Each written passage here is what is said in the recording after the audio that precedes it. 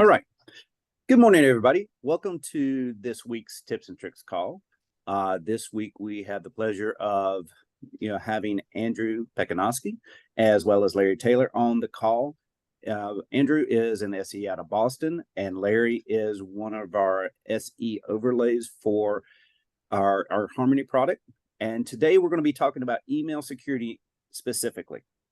So with that, I will remind everybody, please use the Q&A for any questions that may come up, and then we'll answer everything at the end. Thank you, everyone. And Andrew, take it away. All right. Thanks, Kyle. Go ahead and share out my screen here. So yeah, hopefully you should all be able to see the presentation now. Larry, can you just confirm? Yes, we can see it. Perfect. All right. Yeah. Hey, guys. So I'm Andrew Pekanowski, as Kyle said, one of the SEs out of our Boston office. And today we're going to be walking through the current state of email security and why you should never settle for good enough. For today's agenda, we're going to cover a few of the top email security threats, some of the consequences for compromise, a few different phishing techniques that attackers are using today, and why it's important to adopt proper email security. And finally, we'll finish off with a demo on how Check Point can help you out. So some of the top email security threats that we're seeing today include things like social engineering, such as phishing and business email compromise, among others. We also have malware, ransomware, keyloggers, remote access Trojans, and then weak or compromised credentials among some of the top threats. And to the right-hand side of the screen here, you're going to see a comparison chart from the IC3 website. And this was taken by the Bureau of the FBI. And essentially, the key thing I wanted to point out here is that phishing is by and large the greatest internet crime type today, cumulatively surpassing all of the other top 4 crime types combined. So it is pretty prevalent out there. Now, some of the key challenges that we see with phishing, especially today, right, are ease, speed, and precision. And thanks to things like AI, ChatGPT, and social media, these challenges have only gotten more difficult for us to defend against. So, I kind of tasked myself with creating a phishing campaign here to prove out, just how easy, quick, and precise, it can be to create a ransomware campaign. So I actually used ChatGPT and typed into the prompt there, write me a well-written formal email covering travel warnings for the upcoming holiday season for COVID-19. And it actually did a pretty good job, spitting out this email advisory. And, this is kind of scary because A, we're approaching the holiday season, and B, I mean, this is something better, obviously, than I could have written. But, most attackers out there, or not most, but at least some, right? English is not their primary language. So typically, you'll see these phishing attempts filled with, typos or grammatic errors and whatnot. So, this is just making it more difficult to spot. And, you'll notice here some of these key bullet points, like check your local health guidelines, right? You can very easily linkify these and attach URLs and most likely get an unsuspecting victim to click on that. It also does a pretty good job, right? It's doing us a favor here, dear, recipient's name. So let's go ahead and head over to a social media platform and, find out who we want to target with this. And the real kicker here is the cost of this, right? It literally cost me nothing to go ahead and get this started. So, attackers are paying pretty much next to nothing out of pocket to get this campaign going. So it is pretty scary, right? And it's only getting worse. Now, as far as some real world consequences go, the IC3 in 2021 reported that business email compromise were the highest grossing loss for organizations and individuals for that matter. And that was around $2.4 billion cumulatively, which is, that's pretty scary. That's a big number. And on average, per incident, it was between $50,000 and $100,000. to pay for that incident, which isn't necessarily a huge amount for a corporation, but it's still pretty prevalent added up. But another thing I wanted to point out there is looking at ransomware, though the total loss is only around 50 million for that year, the average payment was between 2 and 6 million. So, getting hit by certain things such as a ransomware is going to cost you a lot more. And one thing I wanted to point out there as well, recently in the news, I'm sure you guys have all heard, but both MGM and Caesars were recently hit by ransomware attacks. MGM has decided not to pay the ransom, at least not yet. We'll see how that pans out. But Caesars actually did end up paying, and they paid a total of 15 million for that ransom. So, these amounts are actually on the rise, and companies are still paying. So you got to do your best that you can to protect yourselves against that. In this case, with the Caesars compromise, it wasn't directly related to an email phishing campaign, but nonetheless, these threats do come through via email, so it's always good to make sure you guys are protected. Now, what I wanted to talk about were some of the tactics and techniques that some of these threat actors use. And first, we're going to talk about some of the previous gen techniques, and then we'll kind of talk about the modern options as well. So for previous gen, they were pretty unsophisticated, primarily text-based, required user interaction, easy to spot. Again, filled with grammatic errors or poorly designed logos. They didn't really use things like Photoshop or try to clone the web pages very well. And they were ambiguous, not specifically targeting any one individual or corporation, just kind of generic. And an example here is this phishing email, posing as American Express. And as you can see, the logo to the right-hand side there, right, it doesn't look exactly like Amex's logo. Kind of easy to pinpoint that out, as well as, review your information. Again, not targeting an individual specifically.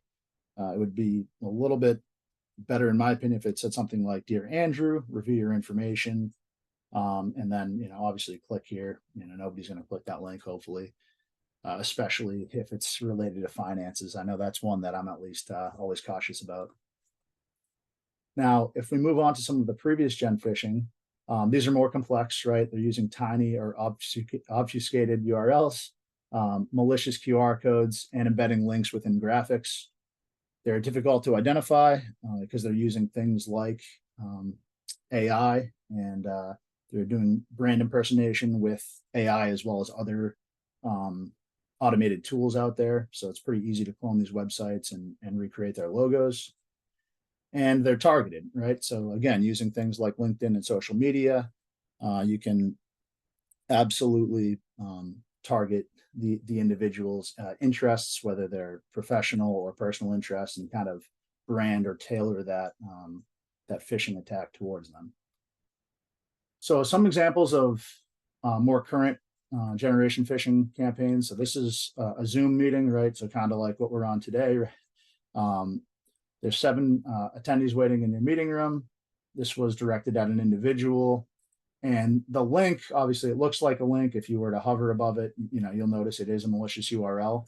So it's pretty hard to spot overall, other than if you're kind of trained on that, if it gets through your email defenses. And then with things like Zoom fatigue and joining, tens of meetings per day or week, sometimes you're not even paying attention, so you just click on things. So I would say that's a pretty good example of something you got to look out for. Another example is with those malicious QR codes. So this is somebody posing as an IT or security team, sending out a 2-factor authenticator request. And I mean, there's a couple things wrong with this, but overall, I think the logo is pretty good.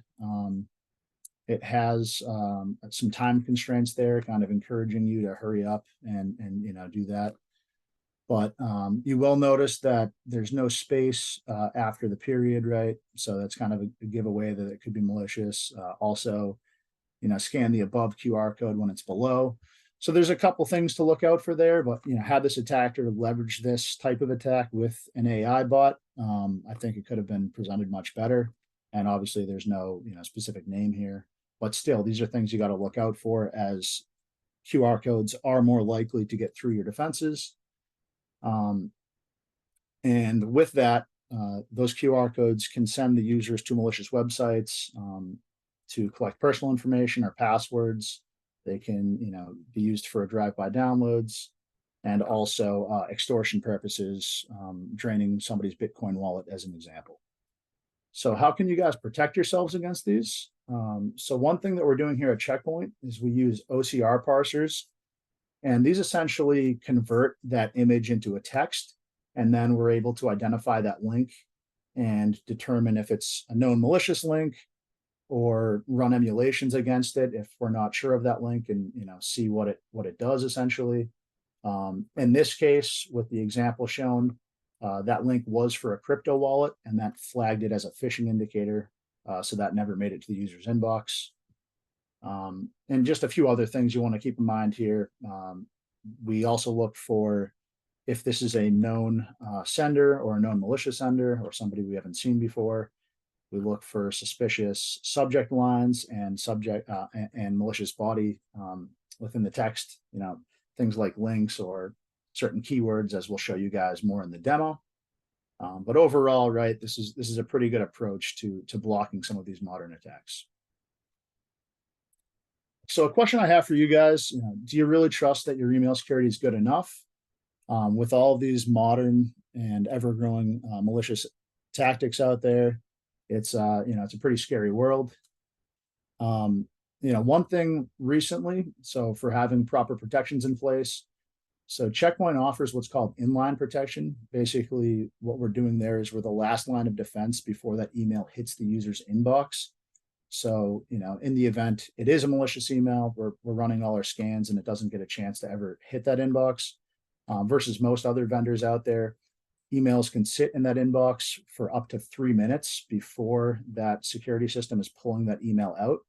Now, that might not sound like a lot, but within 3 minutes, since you literally can access your email from your telephone, or if you're actively on your computer, more users click that than you'd be surprised about. And with that, even if a user is not clicking an email, Microsoft does have something that's called the zero-day or zero-click attack, excuse me, which basically allows attackers to exploit some code by just sending an email, which collects the NTLM hashes from their Windows desktop. So that's the user password, and it will automatically send that back to them in email. So, if these emails even get through the defenses just to the inbox, that can be devastating as well. So our best bet there, our best approach, is really to prevent that from happening in the first place, and never let that email hit the inbox. Now it is inevitable that some emails are going to get through your defenses no matter what. It's impossible to keep up with everything, but it certainly doesn't hurt having the highest catch rate in the industry if these things do get through. And ultimately this is where training comes down to, right? So you got to train your employees, make sure that they're properly trained on what to look out for, and make sure that they're not clicking these links. The next thing I want to talk about was the proper workflows and usability. So when an email does get through, sometimes there's false positives in there, and our workflows kind of enable your end users as well as your administrators to get to the bottom of that without necessarily hindering workflow. So we'll actually see some examples of this during our demo. And then another thing I wanted to touch on real quick is just visibility. So making sure that you have the proper insights into when something is malicious and being able to further investigate that, and then take action if necessary is pretty important. And then lastly, with Checkpoint's email security, we're not asking customers to ever rip and replace their email security platform. Instead, we think it's better to team up with them and level up that email security. So what we'll do is, again, you could keep something like Microsoft in place, right? And we'll be your last line of defense. And then using our unified quarantine, you can actually go in as the administrator and see, okay, was this malicious email caught by Microsoft, or was it caught by Checkpoint? What was malicious about it? And you can perform further investigations into that. Now, before we get into the demo, I did want to just pass the ball off to Larry Taylor. He's going to walk us through the architecture and kind of talk about some of these inline protections, and then we'll get to the demo. Yeah, thanks, Andrew. So I want to kind of circle back a little bit and talk more from the architecture side, about kind of the history of email security. So in this example, email security really started way back in, when we had the spam gateways.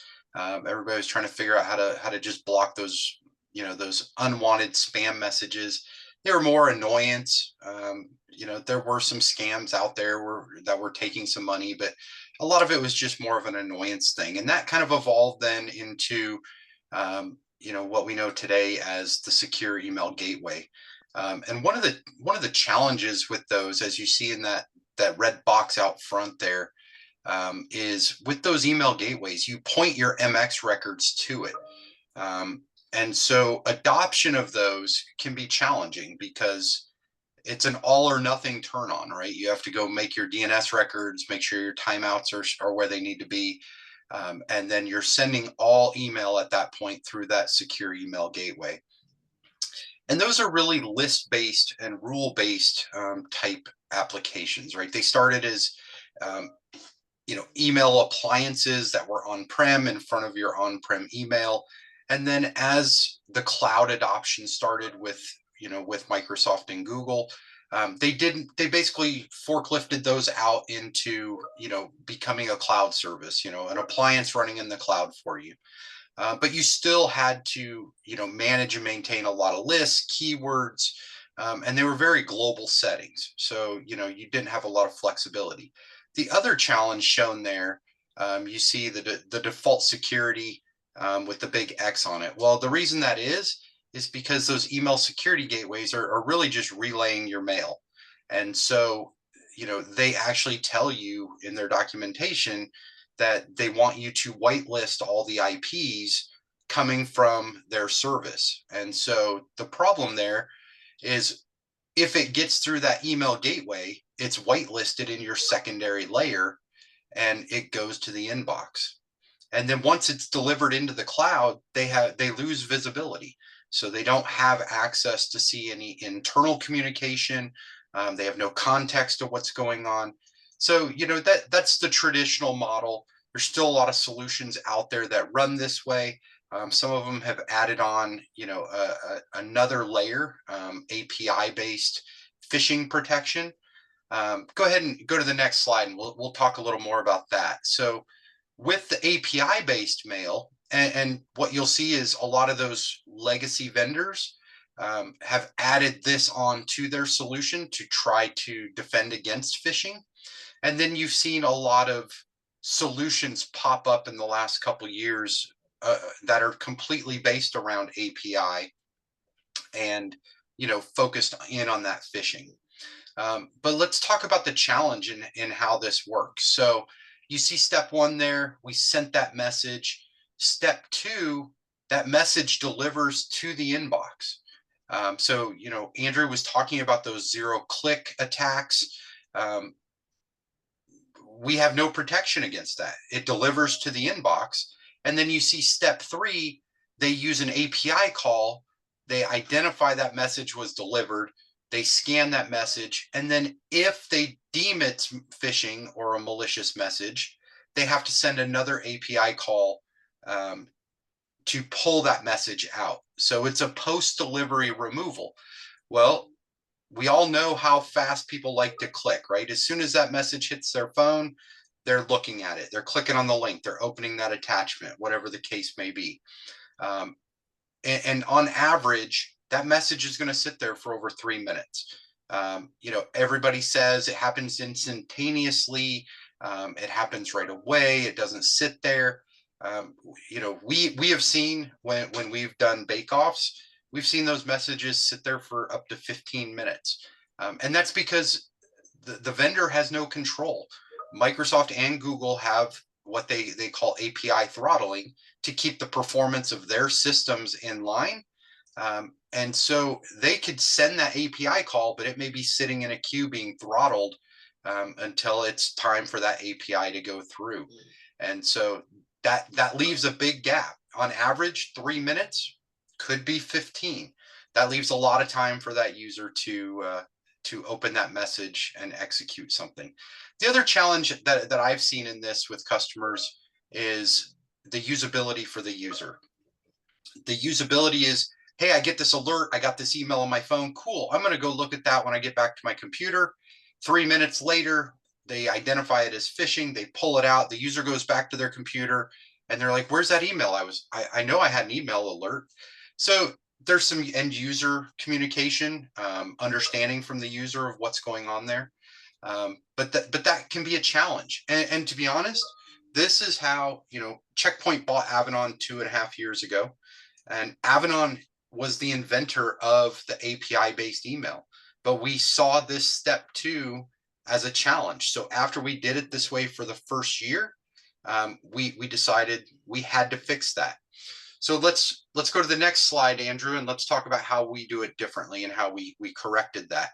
So here you see a little bit of flow where we're sending it in. Again, we want Microsoft and Google to be that first layer of defense. They have great bulk email filters.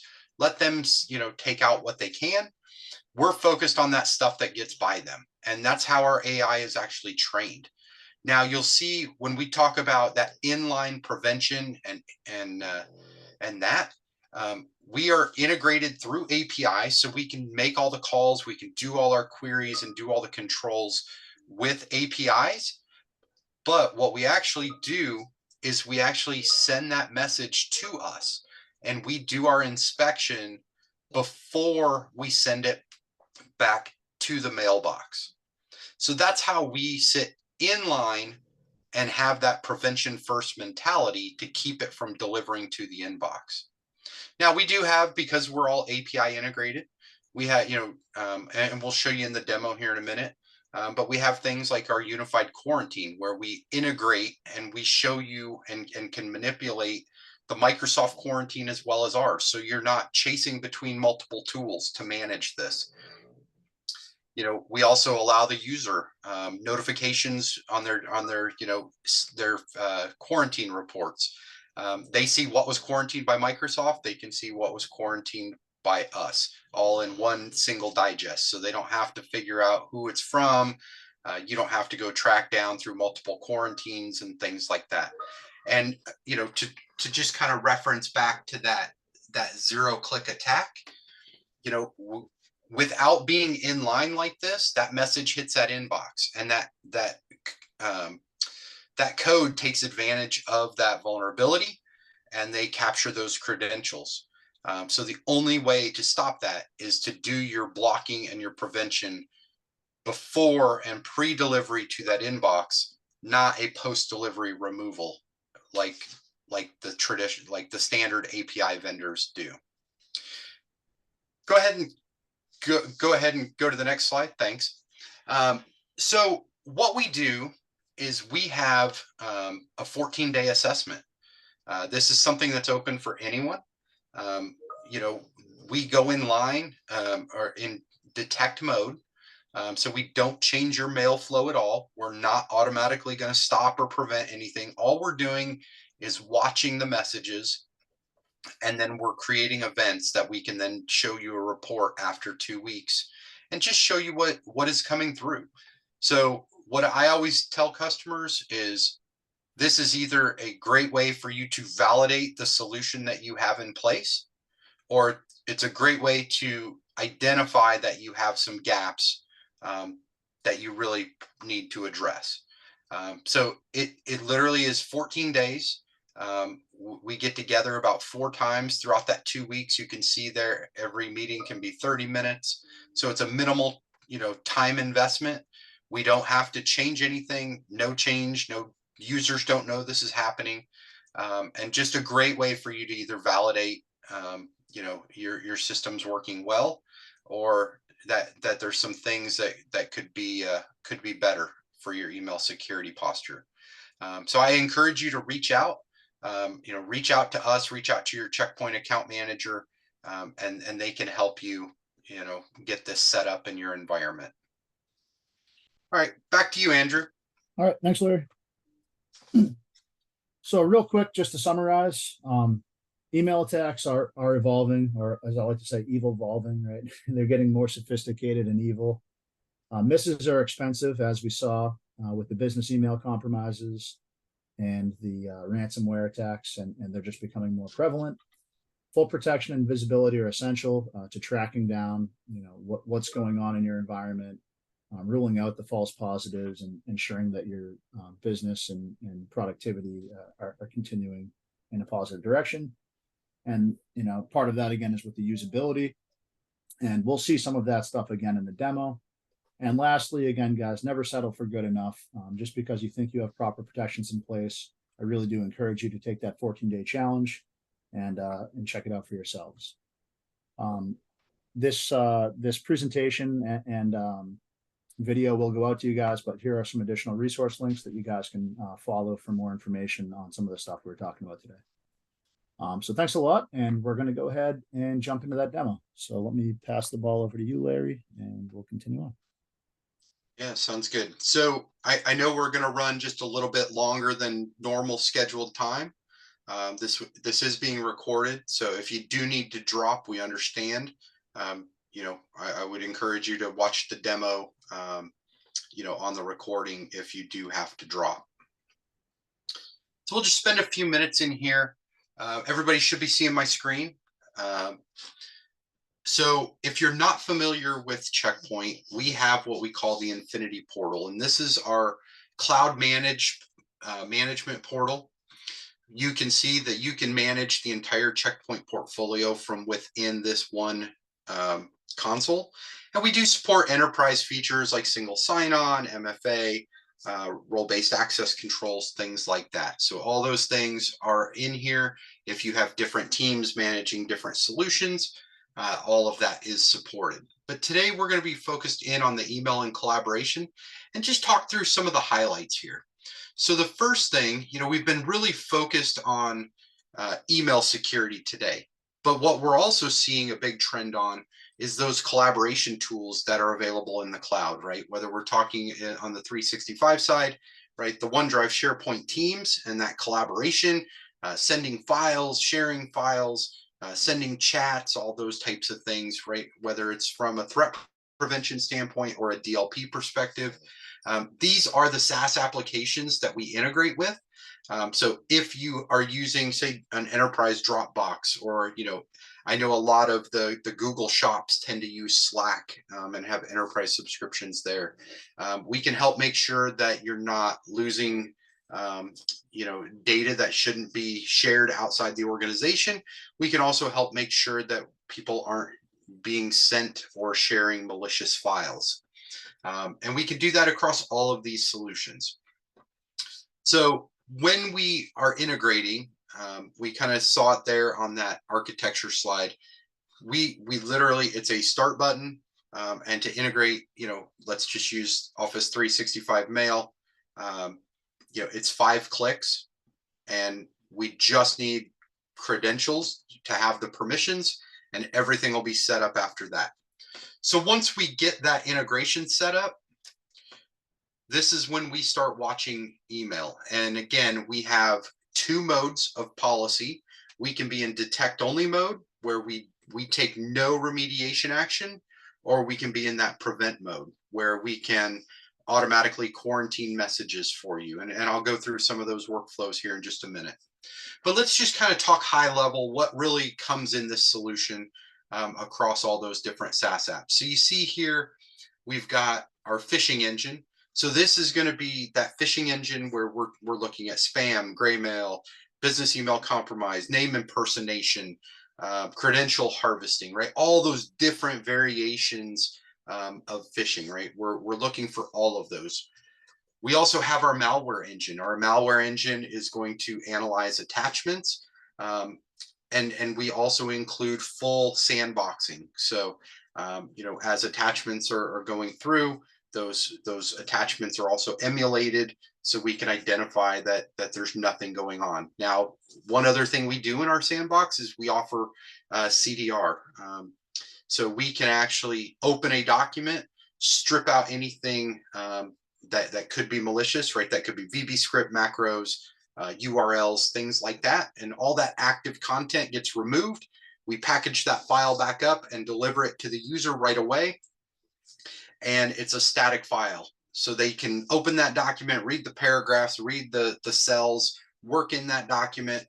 The only thing they don't have is that active content. Now, if that goes through sandboxing and it comes back as benign, they can click a link and it'll pull that message, and they can work with the original if they need something within that active content, right? They need a chart that's being created by a macro or something like that. But we find that most people, when they're opening those documents, they're just opening them up, they're reading the paragraphs, they're just trying to get some numbers out of a report, something like that. We also work with password protected attachments. So if somebody's trying to get a malicious file through with a password protected attachment, we have multiple methods, whether that's dictionary, brute force, scanning of the email, to try to open that file, identify that password. And then we have some workflows around password protection. And what if we can't get that file open? How do you want that to behave? And we'll talk about that again here in a minute. We also have anomalies. So we're actually looking for, right, all those geo-based anomalies, impossible travel, they're logging in from 2 different countries in 3 hours. We're looking for just the first time they've ever logged in from some random country. But we're also looking for other things like, compromised account scenarios where it could be that they're all of a sudden creating a lot of inbox rules to hide their tracks, right? And delete the messages that they're sending and those types of things. Along with our anomaly, we actually have the ability to block the account. So if we identify a critical anomaly, we will actually block that account. And then once the admin goes in, they can reset that password and go through there. But we're gonna stop that compromise as quickly as possible. From a DLP perspective, right, whether this is sharing files, whether we're emailing them, whether we're cutting and pasting stuff into an email or into a Teams chat that we're trying to get out the door, all of this, we have, multiple workflows as well as encrypted email, that we can support, forcing it to be sent through an encryption mechanism. And then we also track shadow IT. So we have a full engine that's tracking things like thanks for signing up for that account, password reset, file shares, different things like that. So we're tracking that, and then you can go into our dashboard on that and identify all those different applications that you probably don't even know the users are using, just so you can make sure they're sanctioned and that you're safe and protecting yourself. So the last piece down here is going to be the email security flow. So in this example, you can see all the inbound emails. Again, this is part of our integration with Microsoft. So here you can see that there were 428 messages delivered to the inbox by Microsoft, and 134 they were sending just to the junk folder. Now, out of that 562 emails, once they came through us, we identified 281 as clean, 73 as spam, and 208 as malicious. So from that perspective, we delivered 361. So you can see there that, Microsoft is getting things, they quarantined some, but we're that next layer, really trying to hone in on those ones that are getting through more of that reputation-based coverage and that the well-known domains, IPs, email senders, that sort of thing. So let's just take a quick look here, and we'll jump into an email. So we identified here within Microsoft a phishing message. Let's just take a look at this. So the first thing you'll see there is we show you the email profile. So this is the to's, the froms, the message IDs, the headers. I can download the message if I have the permission, but then we'll show you the security stack here. So you'll see that Microsoft Defender classified this as clean. Checkpoint identified it as phishing. Here's some of the reasons why. We identified, the from and reply were different. The DMARC is best guess pass. based on our email analysis, we saw that this is probably a credential harvesting attack. And then we saw some low reputation. You'll see that we did scan it through DLP, and we scanned it through what we call click time protection, which is our link rewriting mechanism. And we can do link rewrites both within the email body. We can also do link rewriting within attachments. So here, just graphically, you can see what was going on. Microsoft said it was clean. They were delivering it to the inbox. It came through us as that secondary layer. And we, because we're in detect mode, we delivered it to the inbox, but we did classify it as phishing. So if I put my policy in prevent mode, this would not deliver to the inbox, and I would quarantine it automatically. Now, if I had email attachments, we would identify those there. I could look at the forensics on that. We have our standard log information as it went through our processing. Now here you'll see our AI models. So these are the indicators and semantic models for both phishing and spam. And you'll see here that these scored very high on our confidence level. Now we also show you our natural language processing. So here I can show email body. You'll notice that this is recorded in the audit, that I'm viewing this message body in case there's confidential information. And so here you can see we picked up some key paragraph information in the message. I can also look at, as it got deeper in our deeper learning, what were the key indicators that it picked up within the message. So it's going to identify different objects, businesses, dates, right? Anything that's going to express that encouragement of time, and things like that. And then if I want, I can view the raw body. Now, Andrew was also talking about OCRs. Now, this example doesn't have an OCR in it, but if we had an obfuscated text in a graphic, we would have an indicator here. You could look at that, or an OCR where we OCR'd an image and found text within it that was malicious, or a malicious link that would show up in here as well. Now, we also have our full impact model. This is taking all those different signals, from the reputation to the natural language processing to the indicators, and we put it all together for a final decision. Now, you'll see here, we also do link analysis. So I can look at this, and let's just take a peek here. We identified all these links in that message as being malicious. So let's just go to the one that was talking about OneDrive. Here we give you a little more identification on the link. And then we also can show you what it looked like in our sandbox emulation. So that link this is what the user would have gotten to had they clicked on that link. Obviously not a Microsoft password reset site. And then we can also show you other emails with that sender in the environment, and were any of those responded to. So there you can do a lot of forensics and make your decision. And again, I could go ahead and quarantine this message right here and take that action, and we can go pull that from the mailbox. If this was in that prevent mode, it would show that it was quarantined, and I would have a restore button that I could automatically pull it out of the quarantine and deliver it to the user right from here. So with our time, I'm just going to highlight a couple things because I want to jump into policy. So within policy, we talked about the flexibility. So here you can see we have a click time protection policy, we have threat detection policies, and we have DLP policies. You'll also notice that we can have these to the entire company. We can have it down to a group, or I can do it for a single mailbox. So you can have numerous policies, as you can see here, for whatever you need to hit the right process flow with your email and all your users. So let's take a look at this one, prevent inline. So this one is prevention.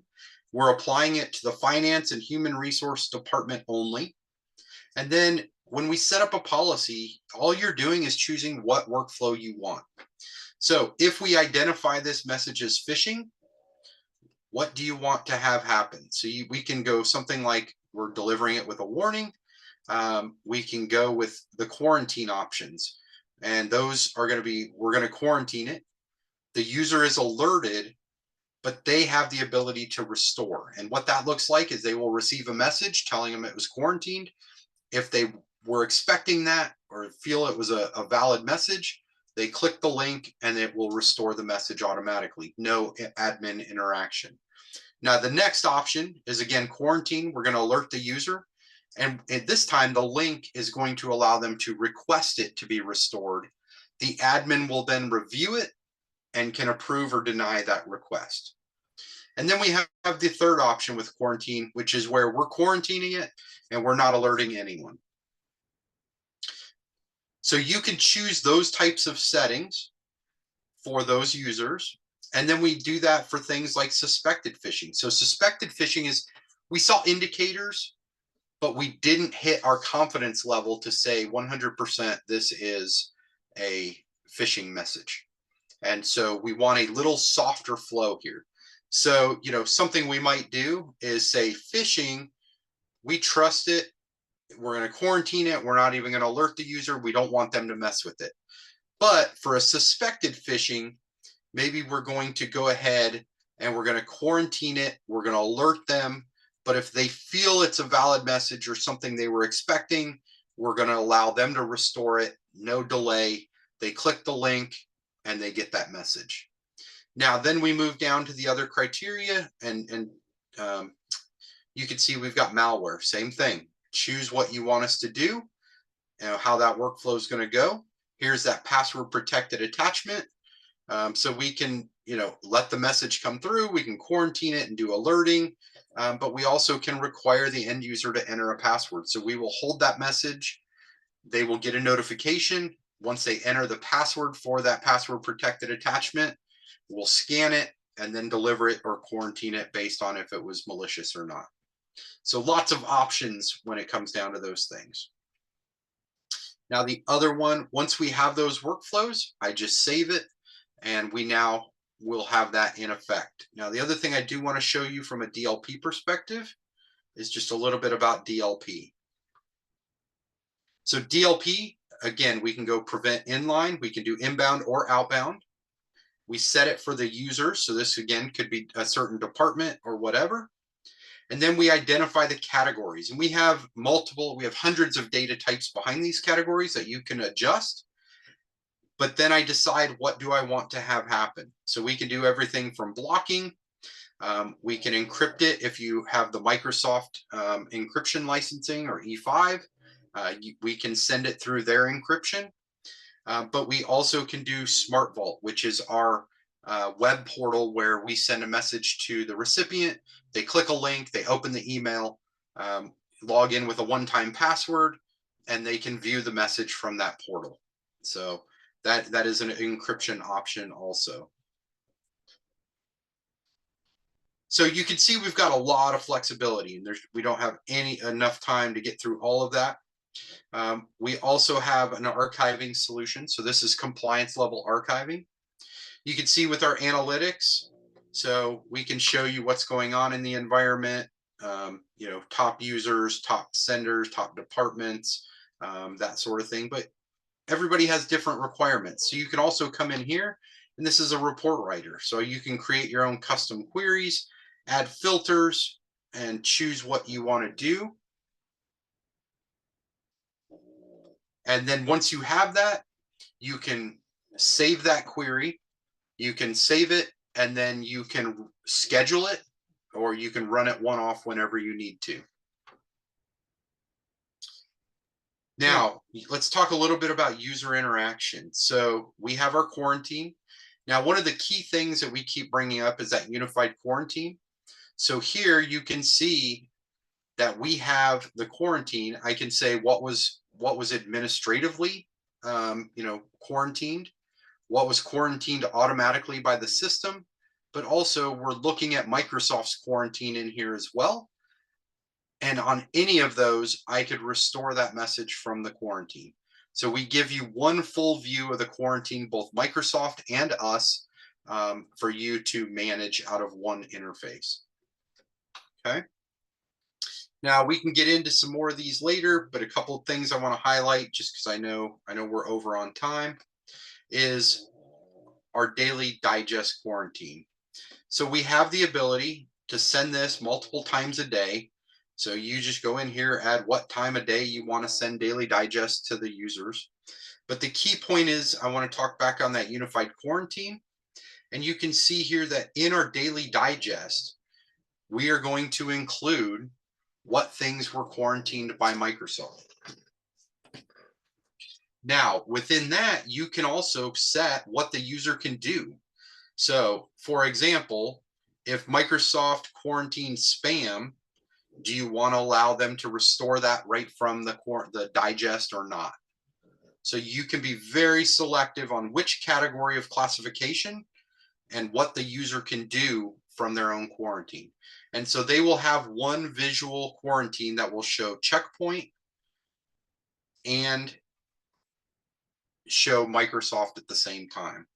So very powerful from a usability perspective and management perspective. So we do have allow and block lists. I will say those are very specific cases, right? The whole point of this with the AI is to not be sitting there managing allow and block lists, right? We want the AI to do the work for us. So it's really about the AI training. We do have scenarios, right? If you feel we had a false positive, you can report that. That goes through a process, which will then be used to make adjustments in the AI learning. You can do things like that. And the more time, the more mail we see, the tighter that AI gets. But there are scenarios where you may want to do an allow or block list, right? So we do have those, we do support those, but this should not be your daily thing of going in here and trying to say, oh, I got to block this domain, I got to block this IP, right? That's not what this system's about. This system is about more of the set it and forget it, unless you're doing things like having to manage restore requests for your users and things like that. And with that, I think that was a good overview that we can, kind of end that demo there.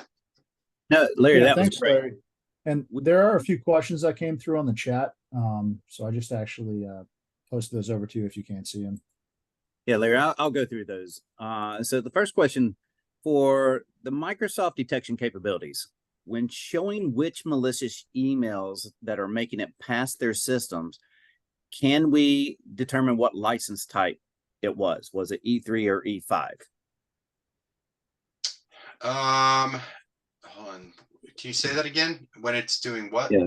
So for Microsoft detection capabilities, so the view that you showed where we show how many emails have made it through the Microsoft systems, yes, that did get delivered and that we detected, are we able to determine if that was E3 or E5 licenses applied to the Microsoft tenant? Not specifically down to where we show you the license itself. Obviously, we do have an option where I can go see all the user mailboxes. If I share my screen one more time here, let me jump in here. So if I go back to this overview screen, once it updates here,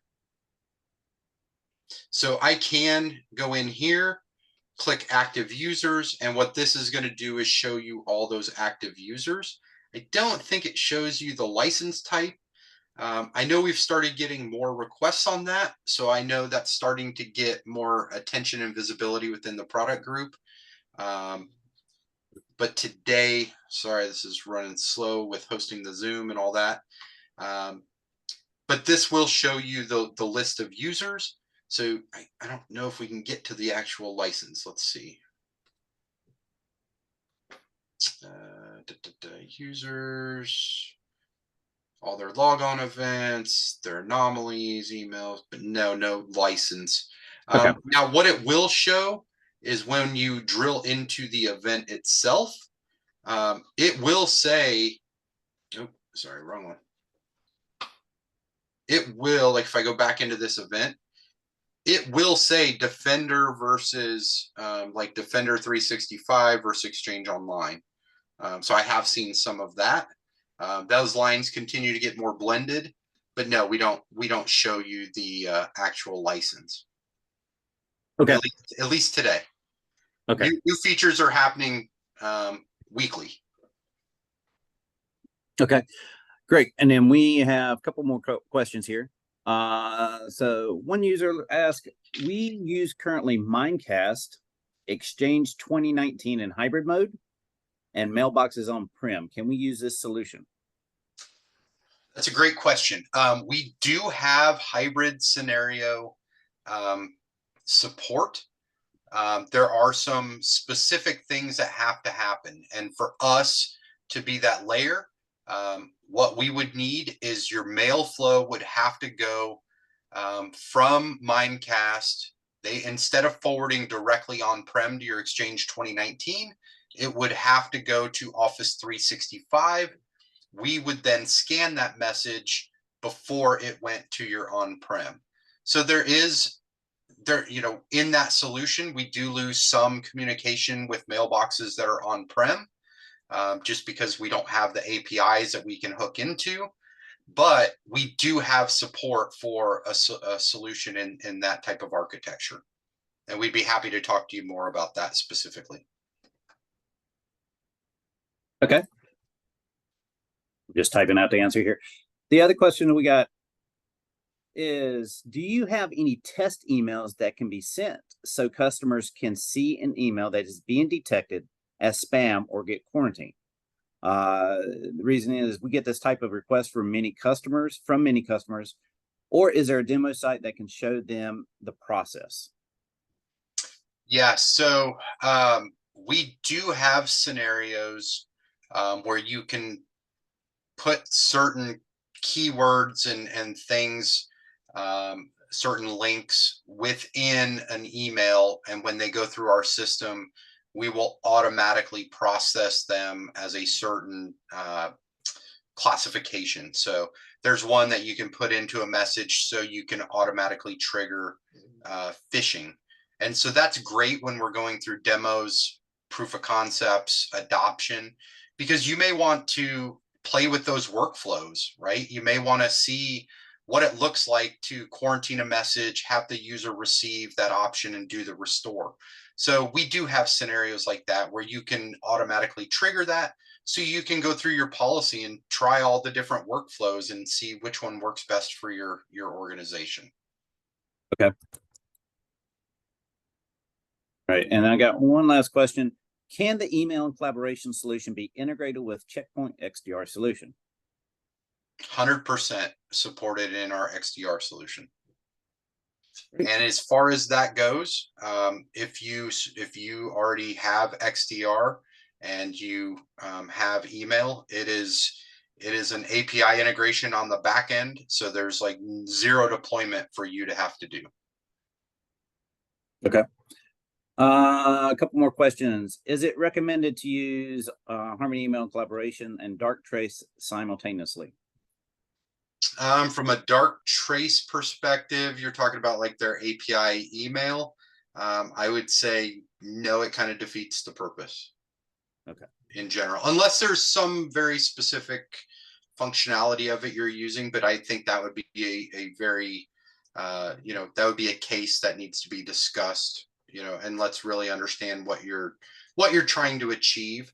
Those are always the tough questions, right? To just blanketly say yes or no. Right. But yeah, I think a little discovery, a little conversation, and we could help you narrow that down tighter. All right. Why is it sometimes the details are not visible from the geolocation view? A great question. That's one we would want to dig in and potentially get support involved in if there is some kind of anomaly that you're seeing. Okay. And then I think this is a follow-up. Yeah, John. John is asking on a follow-up for the test emails and such. How can we get that information for those test emails? Yeah, John, you can reach out to any of us, right? Kyle, Andrew, right. Myself, and we can help get you that information. All right. And then what are your thoughts on TrustFi email security?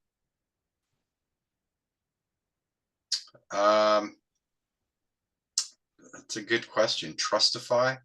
I'm assuming that is some solution that I don't come across very often. I'm unaware, Andrew. I don't know if you are. Nope, I'm not, unfortunately. But if if anybody else does have questions or you guys want to learn more information about this, please don't hesitate to reach out to your sales rep, your SC, or feel free to reach out to Larry Kyler. I would be more than happy to get you guys more information on anything. Yeah, so one follow-up on that, Trustify, just quick look at their website. It does look like it's like a lot of the API scanners. They do some kind of post-delivery removal. They do inbound, outbound, that sort of thing. But just keep in mind there are gaps in those types of solutions, and I didn't see anything specifically about like malware and some of the other integrations and collaboration tools, things like that. But I'll be honest, I've never come across a customer using it. And one thing I'll say about API solutions, obviously, we're going to be biased and we have the best solution, but as you look at anything, not all API solutions are equal. We're the only ones that can do what we do with our solution. Yep.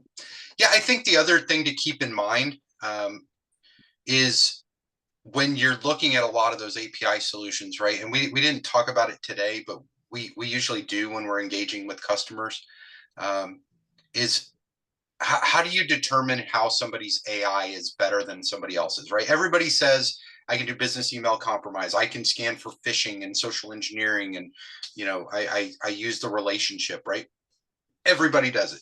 So what makes one better than the other? And really, there's two factors in the AI that come into play there. One is the data lake of information that you have behind it that you can learn and train the AI from. And the second is the amount of time that you've been doing that, so that you have the maturity within not only the engine, but within the amount of learning they've had time to do. And so if you look at this, right, all of those email vendors, they're generally startups. They're not coming from a security background. And, there's some out there that they're founders and things like that. They come from social media startups, so they went from flashy, knowing how to do social media applications, into trying to create and do AI for security. It's two different mechanisms. And so, the other thing is their data set is only what they've seen. So if they have a small market share and they only look at email threats, when you look at somebody like Checkpoint, who has Threat Cloud, right? We've been around 30 years. Threat Cloud is the largest intelligence database out there. And then you see that we're taking signals from firewalls, email, endpoint, cloud, mobile, right? All these different signals, and that is all utilized to continue to train our AI. So, I would tell you our AI is better because we have the best data and the most versed data and a very mature AI modeling. So that's why I would tell you we're better than those other AI vendors that have been around for 4 years that only do email. Right. And Larry, we got one last question that popped in. What are the reasons for not using the solution and Darktrace together? I know we talked about this would be probably a further discussion to see if it can work together. I guess it would vary based on what we're looking at from a Darktrace. They have a lot of different options. Are we talking just email? If so, their email solution is going to be API based. So either they're going to see it after us because we're going to stop it before it goes to the inbox. I just don't know if there's a lot of value there. It's something we would have to talk about. Okay. Yeah.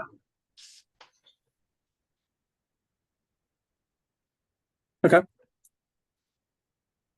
All right.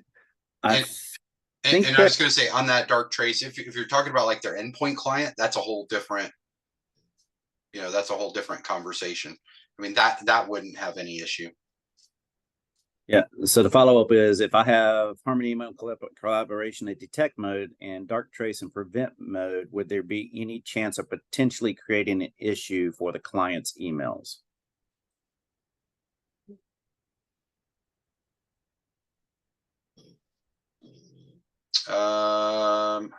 My initial gut says no, because if we're in detect, we're just creating events, and you would be relying on Darktrace to do the prevention, which is detect and remediate. Right. So it would deliver to the user, Darktrace would pull it out, but we would also be flagging events. I think management would be challenging to try to correlate, hey, did Darktrace see something that Checkpoint did not, or vice versa? I think correlation of that would be challenging. Yep. Okay.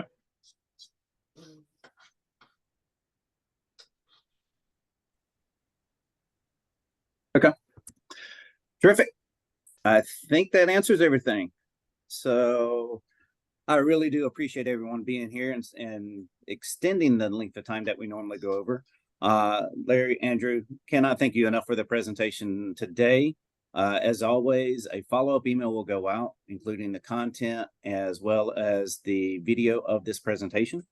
Obviously, if there's any other questions, please follow up with your local rep, or you can reach out to us directly. And we thank everyone for attending. Thanks, Yeah, everyone. bye, Have a good everyone. day. Thanks, Thank you. everyone.